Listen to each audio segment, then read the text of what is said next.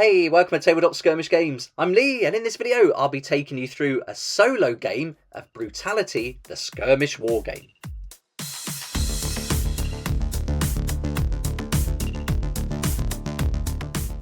It's time for some solo gameplay in Brutality Skirmish Wargame. We've got the terrain all set up. Ragnar Iron Fist and his warband are ready to go, so let's get started running through the mission and explaining exactly what's going to happen during this solo gameplay. Today's mission is Get to the Chopper, and this can be found on page 94 of the core book. This is a solo mission and it's designed to be a swarm game, so Ragnar Iron Fist and his warband will be going up against swarms and waves of different monsters that you'll soon be meeting here in the video. As I take you through this solo mission, I'll be explaining the rules as we go, so hopefully by the end of the video you'll have a really good idea about how it works, and then you can decide whether or not to add this to your collection, and I'll put some links in the description below that will take you to the website to find out more, and also the Facebook page as well. In this swarm mode, the NPCs will be deployed in clusters of swarm models, and so they'll come in at different distances away from the player models and in different numbers. The victory conditions are slightly different here because we're not playing objectives or kill points, and basically the player, me, will need to score 3 points for each of their models that reach the escape point by the end of turn 6. So we're extending, usually it's only 4 turns, but now we're playing 6. Here the terrain is all set up on a 3x3 board, and we're going to set Ragnar Iron Fist up within 6 inches of a board edge, and he's got to get his warband right across the other side of the battlefield to his vehicle that he's left parked in the bushes. So this is going to represent the Choppa. The warband have been out scavenging amongst this ruined village, and you can see there's all different platforms on the roofs for them to climb on and get some vantage points if they want to. There's also some ladders conveniently placed around so that they can access different heights of the terrain as well. This is the fantasy village terrain from Battle Systems, and this is going to work really nicely for today's scenario. It was all going too smoothly for Ragnar and his warband as they searched the area, but on the way back to their vehicle they disturbed some hobgrots in amongst the bushes, and a nest of hobgrots has been alerted to their presence, and now they're hot on their heels to try and get them and raid their loot before they make it back to the safety of their vehicle. To represent the hostile environment and the home of these hobgrots, for the region effect I've chosen Wilderness. Now these region effects would usually only be triggered when you roll to scavenge or prey at an objective, and we haven't got any objectives in this swarm mode, but I thought it'd be fun that once per round we could roll a d10, and then I'll show you what these region effects can do if we roll a 1 or a 10. Because no particular model will be carrying out the scavenge or prey at an objective, I'll randomly select one model. If that model rolls a 1, then a swarm of tiny creatures will attack them, and they'll instantly flee d10 inches in a random direction, regardless of their movement value. If they roll a 10, then a wandering beast will enter the field. Now there's a few conditions and rules for these wandering beasts, and we'll cover that should that 10 come up during the gameplay. The swarm of tiny creatures will be these sneaky exploding rats, and then for the wandering beast we're going to use one of these chaos hounds. Now it's time to introduce you to the warband, and if you watched the previous battle report I did for Brutality, then you may be familiar with Ragnar Iron Fist. But either way, I'll now go through each of the fighters in the warband and go through their stats to give you a good idea of what they can do during the game. Here we go, here's Ragnar Iron Fist, and he's the leader of the warband. Now he's a ranged fighter, he's got an upgrade called Hunter, and his model ability is Point Blank. Now this is going to give him a +1 to hit at half range.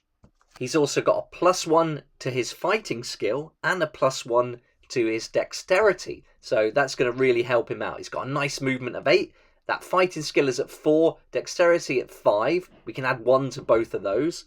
His hit points are 3, his willpower is 5, he can make 2 attacks in close combat, and to avoid damage he's going to be rolling a 3. Now he's also got a +1 to this save, so that's really going to help him.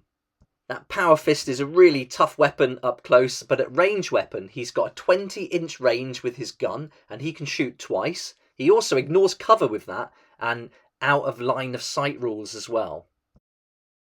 Next, we've got his trusty beast. This is Ingrid, and Ingrid is upgraded to beast, and the model ability is lightning fast, and she's got the ability to re-roll, run, and charge rolls. She's got a movement 10, but now because of lightning fast, it's +2. Her fighting skill is 6, but she can add 1 to that. Dexterity is 7, hit points 3, willpower is 5, attacks 1, and she's saving on a 3. Her class is fast.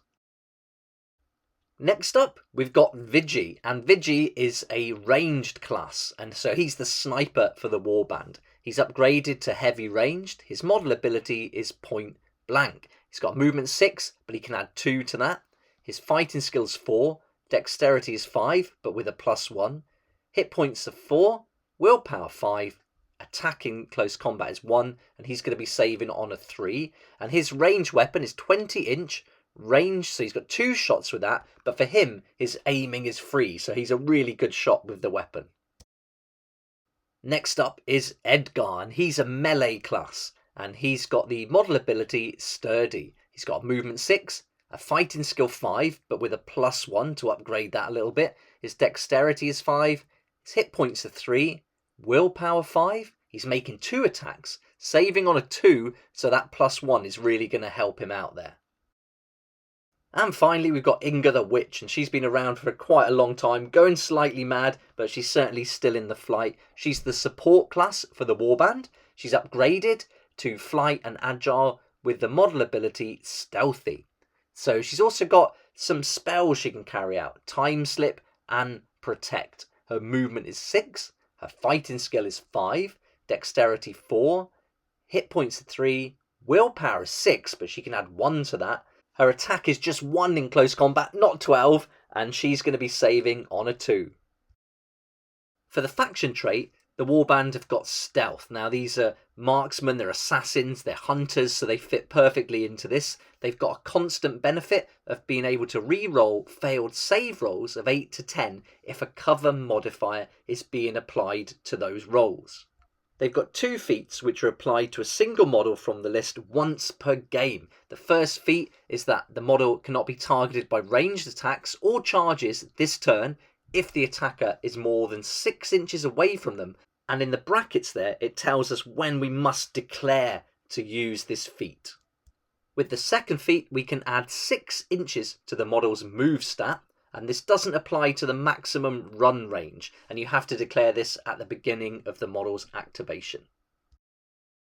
The Hobgobs are going to be using the stats that's listed in the mission briefing, so they'll all use this. They've all got a 6-inch move, their fighting skill is 4, dexterity is 5, the hit points are the number that are in the cluster, then their willpower is 4, again the attack will be the number that is in the cluster when they make the attack, and they'll be saving on a 4. These are all unarmed, so they're going to be focusing on melee, but because you have to choose 2 model traits and 1 model ability, I've given one of those traits to be a 6-inch range weapon, and we can roll failed hit rolls with that. And that's going to represent the darts, knives, rocks, and these metal clubs that they can launch at the enemy. The second model trait is a +2-inch to their movement. Now these guys are going to be fast. They're coming out of the bushes. They're going to be going straight at the warband. And so I really wanted them to be quick and to symbolise this is their territory. They're used to the terrain and can move across it really quickly.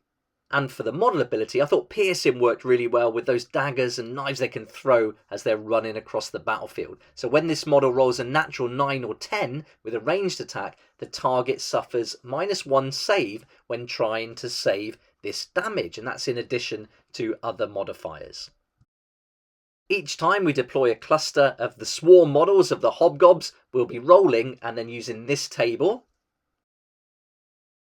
When we activate them, we'll be using the AI of most likely to die, best chance to score, then model that needs to move into a better position. The Hobgobs are all classed as fast, so we'll be using this logic tree here. For the battle, Ragnar Iron Fist and his warband will be using the blue dice, and the Hobgobs will be using the green dice. So now it's time for battle. Ragnar has been alerted to the presence of the hobgobs as they toot the horn. So let's get started with turn 1 of this solo version of Brutality Skirmish Wargame. Ragnar and the warband make sure they're deployed within 6 inches of the battlefield edge, and this is the furthest battlefield edge away from their vehicle.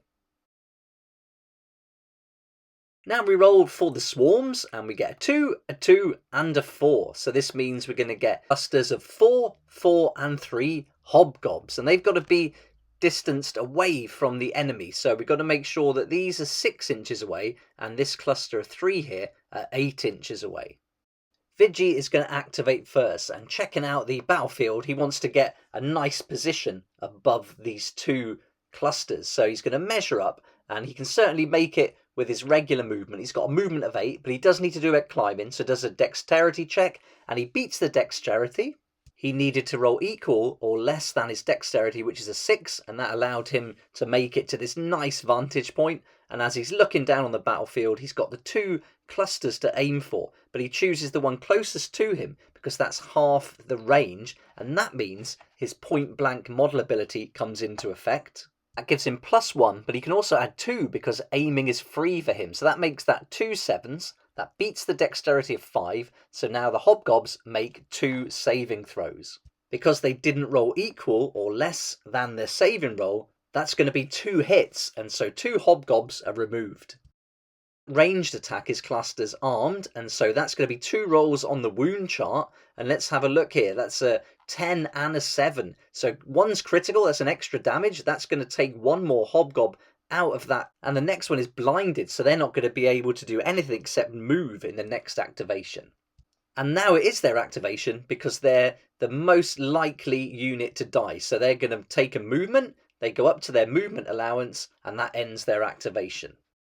Ragnar activates Ingrid next, and she's got a good movement. This is a 10-inch movement. That's going to get to 2 inches of that lone hobgob, and now she'll be making a charge to take him out, and that 4 gets her right in there. She can get stuck into him straight away.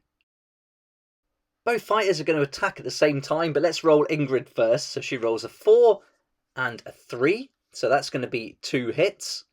And then the hobgob rolls, he also gets a hit.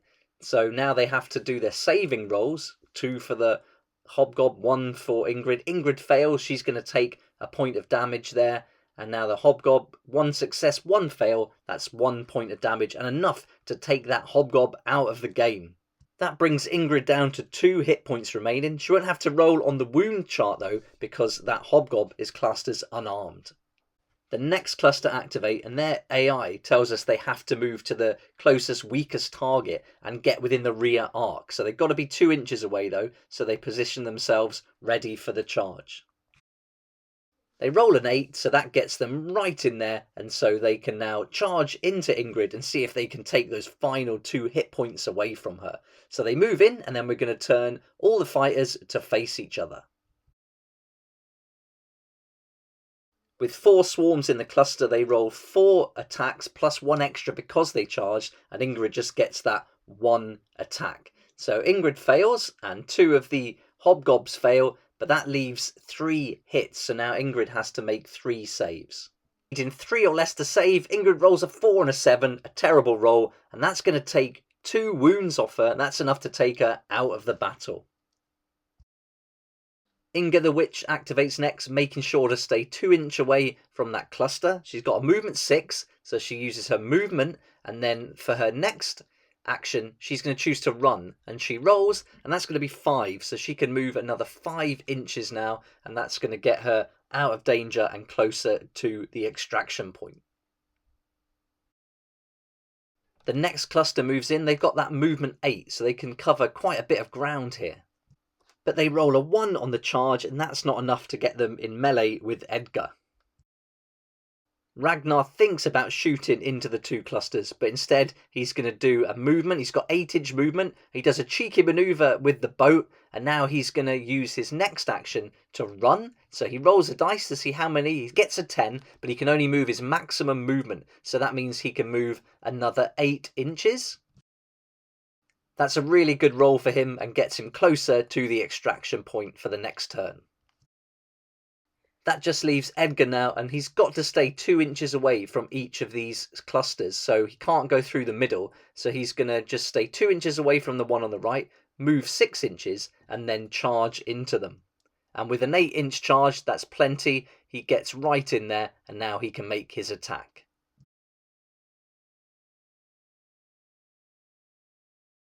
Edgar gets 2 attacks, plus an extra attack for charging, and then those hobgobs have got 3 in the cluster, so they're going to make 3 attacks. The 7 and the 9 fail, but that 1 is a critical, so that means that that's an extra hit now. Edgar needs 3s to save, or less, and he makes 1 save but takes 2 hits, and the hobgobs take 2 hits as well. They don't make any saves there. That leaves Edgar on 1 hit point remaining, but it does remove 2 of the hobgobs, still leaving that trumpet there, so he's going to make a noise in the next turn, but he will have to roll on the wound chart because Edgar is armed. That's agony, which means the model will have to take a willpower check at the start of each activation. To end the combat, they must move 2 inches away from the model that charged them. So that's the end of turn 1. We've got Inga the Witch and Ragnar making a break for it. Vigi's covering them from that nice vantage point. And then Edgar is doing what Edgar does best, getting stuck in hand-to-hand melee combat and drawing the attention away from the rest of the warband.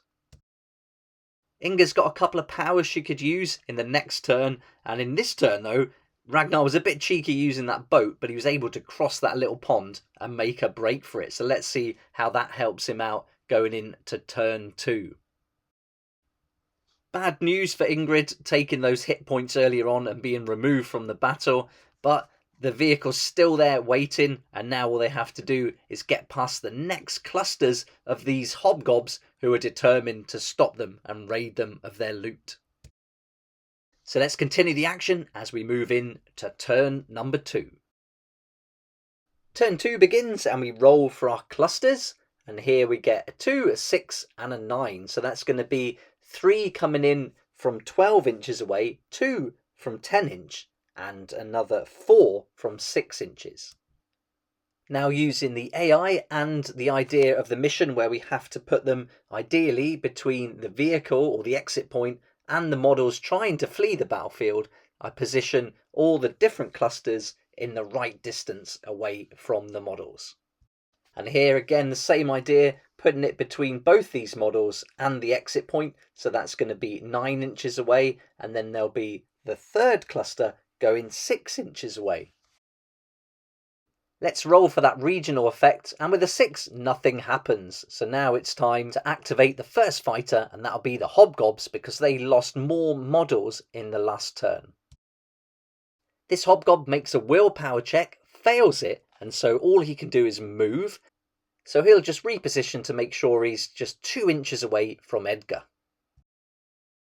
Ragnar's going to move, and rather than shooting, he's going to run. So he rolls a dice, but he only gets a 3, so that's going to make his total movement 11, and he can sneak underneath this little walkway here, so that's going to save him a little bit of distance and get him a bit closer to the vehicle, but he's dangerously close to 2 clusters of hobgobs there. Those hobgobs have got to get between him and the vehicle, so they're going to move, making sure to stay 2 inches away, and then they're going to make their charge right into him, and now they're going to get some melee combat going on. With a 3, that's enough to cover that 2 inches, and now they can engage in close combat. So they get 3, there's 1 each and 1 for charging, and 2 attacks from Ragnar. That's 2 hits each. They both have to make 2 saves. Ragnar doesn't make any of his saves, but the hobgobs make both of theirs. So that's going to be 2 points of damage to Ragnar, but he won't have to roll on the wound table because they are classed as being unarmed. Inga the Witch activates next, and she's got a movement of 6, so she's going to move, and then she chooses to run. She's not using her powers this time, so she's going to make a run for it and try and sneak around that building. And with a 9, she can move her full 6 inches of movement, and that's going to put her in a nice position there to sneak around and hopefully get past that cluster moving towards her. Now back to the hobgobs, and they're going to move in close to Ragnar. He's the most likely to die now, so they're going to go in close and see if they can finish him off. He's only got 1 wound, and with 4 of them going in, they can make 5 attacks if they make this charge, and with the 2, they make the charge and move in to surround him. Ragnar retaliates with his 2 attacks against their 5, and now he has to make 4 hits against their 1 hit, so it's not looking good for him. He's only on 1 hit point remaining here, so let's see what he can do with his 4 save rolls. And it's not enough. That's going to take him out of the battle, and they fail 1, so at least he takes one of the hobgobs with him. So that's Ragnar removed from the battlefield, 1 hobgob taken out as well. Let's have a look at the wound chart though, because he can still do some damage to those remaining, and they're going to be disarmed. They're unarmed anyway, so that's all that happens to them. And now we move on to see what's happening with Edgar. Edgar decides whether to fight or not, but in the end he chooses to move and then run. So he rolls an 8. That means he can get an extra 6 movement with that run, so that's going to give him 12 in total, and now he can go and support his mates there round the corner. This is where all the action is now, as the hobgots move towards their prey, making sure to stay 2 inches away from Inga as she blocks that corridor. But they make their charge, so now they can move into combat. And there's 3 of them, that's 3 attacks, plus 1 for charging. So that's going to be 4 altogether, and Inga can retaliate with 1. That's a successful attack there, but they did get a critical 1, so that means they get an extra hit through. So that's going to be 2 versus 1. So Inga has to make 2 saves and the hobgobs have to make 1. That's 2 hit points off of Inga, but she does take a hobgob with her, so that's going to leave 2 in that cluster, and she's going to also be pushed back that 2 inches because they charged into her. Now we're going to roll on the wound table for them. It's a 6, so this is going to be a -2 to movement because of laceration, so we'll just mark that with a dice there. And now move on to Vigi's activation. Now he's going to move. He's coming back. There he goes. He slides down the roof and climbs down the wall. He has to take a little check there against dexterity to see if he fell or not, because that's quite a way to go. And let's see what he does. And rolling a 5, that's well within his dexterity of 6, so he's going to be fine. And now he can go into his next action, and he's going to choose to shoot. So don't forget, he can add 3 to this. 2 because aiming's free, and +1 because he's within half range. The hobgobs make 2 saves because both those hits go through, and 1 succeeds, 1 fails, so that's going to be 1 more hobgob taken out. And now we have to go back to that wound table to see what happens to that 1 remaining, and it's going to be a 8. So on an 8, now he'll have to take a willpower check. That leaves 1 cluster remaining to activate, so they're going to make their move. Now they can move 8, so they can cover some distance. They're going towards the weakest fighter, which is Edgar, but on the way they're going to come across another one, and they have to engage him because they can't go by because of that 2-inch rule. So now they're going to charge into Vigi. So they roll, it's a 2-inch charge, not enough to make it, so that's going to end their activation. And that's so we're really pushing the battle over to the right hand side here as they try to go up that channel and get to the vehicle. So not a lot of action anywhere else, just in that small corridor. This guy's still tooting his horn, encouraging those other hobgobs to get in the fight as they all descend on the 3 fighters trying to escape. These 2 clusters here are going to need to turn around as they've already taken Ragnar out. You can see why this is called Brutality, and with these 2 just on 1 wound each, it might be up to Vigi to make an escape and get to the vehicle. So let's see what happens in turn number 3. Let's start by rolling the regional effect. It's a 5, so nothing happens. Let's roll to see how many swarm models come in the clusters, and we've got a 4, a 5 and an 8. So that's going to be 3 coming in at 8-inch away, 2 from 8-inch away, and 3 from 10-inch away. So we'll set these up on the battlefield now, again measuring between the model and the vehicle. So cutting off that escape route, which is the obvious thing they're going to do coming on.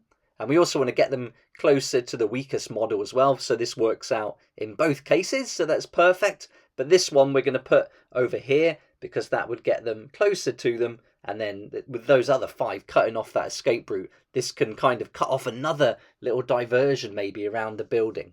This guy has to go first as the most likely to die, rolls a willpower check, fails it, so all he can do is just edge closer to be within 2 inches. We've got a little corridor now and everyone's starting to get stacked up, so Vigi decides to see if he can clear the way, and so he makes his move, and that's going to put him in range, or within half range, of one of the clusters. So he's going to aim for that cluster of 3 on the far right of the battlefield. He takes his 2 shots and they're both a hit. We can add 3 on. 2 for aiming, 1 for point blank. And now that's 2 save rolls. 1 passes, 1 fails. That's going to be 1 hit point. That's going to remove 1 of the swarm models from the cluster. But now he can roll on the damage wound chart. And it's a 10. That's a critical. That's 1 extra damage. He needed this to take that extra 1 out, but there's still 1 left in the cluster, so he didn't quite manage to take them all out. This is the closest model now, so this is going to be activated, and it's going to move towards the weakest fighter, which is Inga the Witch, but it can't get past Vigi, so it's going to have to charge into Vigi, makes it with a 3, so now it's going to be close combat and some payback for his fallen brothers. Vigi will retaliate with 1 attack, the Hobgob will make 2, and it's 2 fails for the Hobgob, but 1 gets through for Vigi. The Hobgob needs to save it, and with a 9 he fails. He's going to take a hit, and that's going to remove him from the battlefield. What a heroic move for Vigi. He takes out 2 of them, and then this final one in close combat. Inga sees an opening now. She's got a chance to make it to the vehicle. She's got movement 6, so she takes that. She's still staying 2 inches away from that other cluster and now rolls to run rather than making an attack or a power. And on a 9, that's going to give her that 6 move to get her almost to it. She's so close, and I'll just double check that measurement to make sure we're not pushing her too close. It's going to be 12 inch from where she started, and yet she's really almost in touching distance of the vehicle now. So can those Hobgots stop her? Let's see what they do.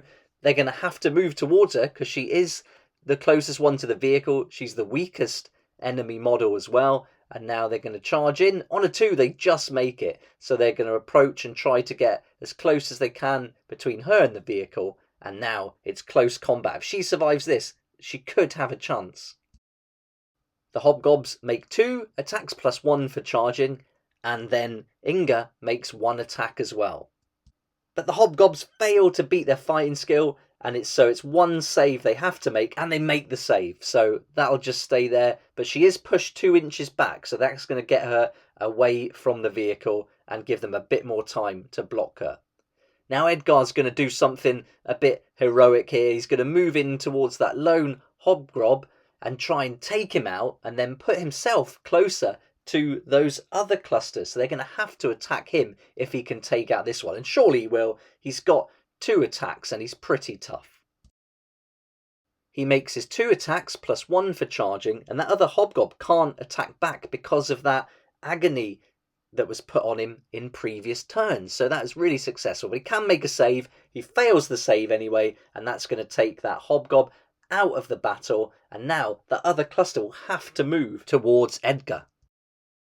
Or so he thought, but it turns out they're close enough to Inga the Witch that they can chase her down. So that's a real disappointment. It's all about the measurements here, and with that movement and then an 8 to charge in, they can get in combat. And now 3 against 1, this could be the end for Inga. She's only got 1 hit point left. They make their 4 attacks, 1 extra for charging. Inga rolls as well, and so that's going to be 1 hit each though, so they both have to make a save. She still could do this, and it's a crit, so they have to make 2 saves against Inga. So there's a chance here. They make a save, fail 1, but with a save of 2 or less, it's really difficult for Inga. She rolls a 3, but she takes one of those Hobgobs with her as she also leaves the battlefield. So it was a heroic effort. She nearly got to the vehicle. It was so close, but now it's down to Vigi and Edgar to see what they can come up with.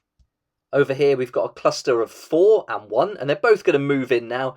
All of the warband is activated, so now it's up to the Hobgobs just to close down and see what they can do. Let's charge these 2 in as well. Let's roll the first one, 6 inches, gets them right in, and let's roll the other one too. Let's all descend on Edgar, and see what damage they can do. He's in too. So now that's both charges successful, but we'll do one attack at a time. Edgar makes his 2 attacks against 5 because of that extra one for charging. So the 4 went in from that one cluster, and it's a few hits on him here. There's 2 hits, so he has to make 2 saves. Can he do it? He's got 1 hit point left. Let's see what he can come up with. And no, he fails both. He doesn't save any of these. It really is brutal, and he's taken out of the battlefield. That just leaves Vigi now to see what he can do on his own. But don't forget this sneaky cluster here. They can move their 8 inches and then get within charging range of Vigi. So it could be coming right down to the wire here. I don't think he's going to got much of a chance. They rolled a 2 though. So does that make it? Yes, it just about gets there. So now they're in melee combat with Vigi. 4 attacks, 1 extra for charging, 1 attack for Vigi. He fails his.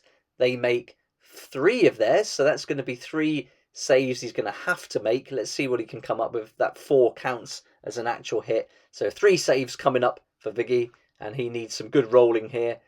He saves 1. He's going to take 2 hit points, but he does have 4 hit points, and that makes him the toughest character because he's quite elusive. But yeah, I put 1 there. Let's change that to 2 when I realised the mistake, and so he's going to be left with 2 hit points, and now that ends turn 3.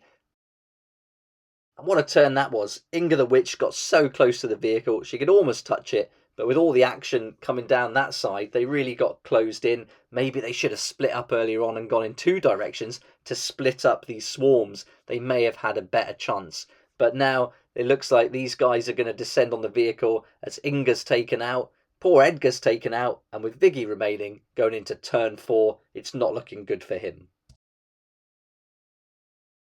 Let's roll the regional effect, and on a 4, nothing happens. Let's roll for those clusters, and it's a 2, a 5, and a 9. So we're going to get lots coming in now. There may be not that many hobgobs left, but let's have a look. I'm just measuring up to see how they'll all fit. And all the hobgobs now are on the battlefield, 20 altogether. He's completely surrounded from the rear. He's blocked off in the front, but he's going to keep on fighting. The first cluster is activated, rolls the charge, and yet 2 inches is enough. They close down Vigi, and they're going to go in for the attack. 4 attacks plus 1 for charging. That's a huge roll. He's got 1 to go against them, so they make 2 hits. He's going to have to roll 2 dice to make 2 saves. Can he stay in the game? Let's see what he can come up with. He's got to beat his save, and he doesn't beat it. That's it. Vigi's taken out, and it's game over for Ragnar Iron Fist and his warband. 1 man against 20 hobgobs. It was never going to happen, so Vigi was taken out really early in turn 4 there, and the hobgobs are going to go and take that vehicle apart, strip it down, get everything they can out of it, and they're going to have a great time. But what a shame. It was a valiant effort, but they just couldn't get past that bottleneck. They got themselves crammed in that corridor. They really should have split up, I think, and the hobgobs now have completely taken over their vehicle and ransacked it. So there we go, that's Brutality, the solo mode, playing the Swarm version, Get to the Chopper. But I think it'd be fun to play some of the other solo missions from here, because you really can mix it up by playing against beasts. You've got a boss battle in there, and you can go up against other warbands as well as a defender or an attacker. So lots of options, and of course you can create your own missions too.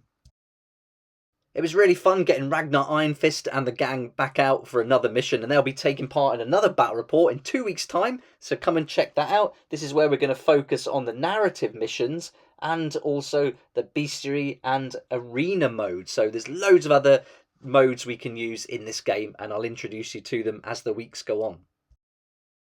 It's really good fun to take models from different games, terrain from another, battle mat, and then take a story and setting like Brutality, mould it all together and have a great time like this. So yeah, really fun to play this Swarm version, and great to have these AI mechanics for solo games.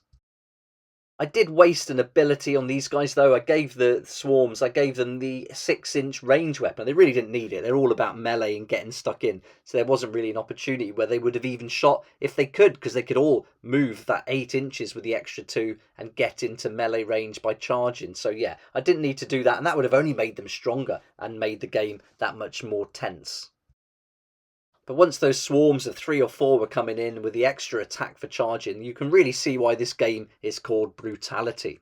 Another thing we didn't get to see were the regional effects, so hopefully next time that'll happen. But if you go and watch the battle report I did before, you can see one of the regional effects in action where a whole building collapses, and that's really great during the gameplay. You can also see how objectives are used in the previous game, and I'll be including that in some of the upcoming battle reports as well. We'll also make sure to use those command points next time and focus on the faction trait so you can see that in action too.